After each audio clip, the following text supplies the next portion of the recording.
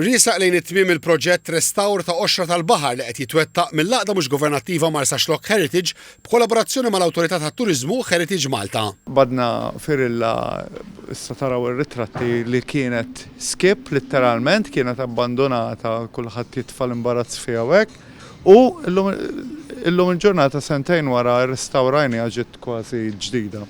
Fi kliem Rajna Bela minn Marsa Xlokk Heritage, ir-restawr ta' din il-qoxra tal-baħar twilet minn sitwazzjoni fejn kull ma jmur id-dajes tradizzjonali qegħdin jonqsu b'diversi tħallew abbandonati fuq ix-xatt ta' Marsa Xlokk u tkissru. Giulia Zarafa, koordinatur ma' Heritage Malta, spjegat li l-firilla kienet dajsa li tintuża għat-trasport tan-nies iżda magħrufa l-aktar għas-sajd. Spjegat li hija idja u aktar baxxa mill-luzzu, magħrufa għal ħeffa fit-tbaħħir u qabel ma daħlu l-magni kellha luħ tradizzjonali magħruf bħala tarkija. Luħ tarkija, bl-Ingliż spritsail, rig, l-istess luħ kien ġeneralment jintuża għal kajjek u għall-luzzu wkoll.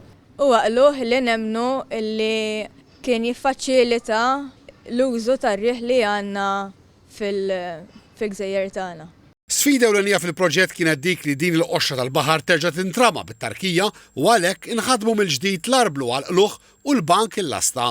Giulia Zarafa spjegat li din il-frilla li ġiet irrestawrata għandha aktar minn 100 sena. Għandna dajsa illi eżempju rari ħafna li nafu bihom naħseb ngħoddhom fuq żewġ idej firilli fil-Baħar Malti. Friska minn restawr fil-jiem li ġejjin il-firilla ser titniżżel lura fix-xatt ta' Marsa Xlokk.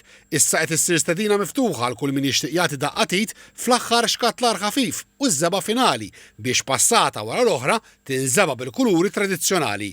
La darba tkun lesta minn kollox, il-firilla mhix ser tiġi garaxxata jew titpoġġa f'xi mużew għaliex għall-għaqda Marsa Xlokk Heritage issa ser jibda t-tieni parti tal-proġett meta tibda tbaħħar. Ħanibdew nagħmlu esperjenzi kemm għat-turisti u kemm għan-nies lokali, esperjenzi ta' charters ma' sajjida lokali fejn wieħed imur jistat bil-metodi tradizzjonali.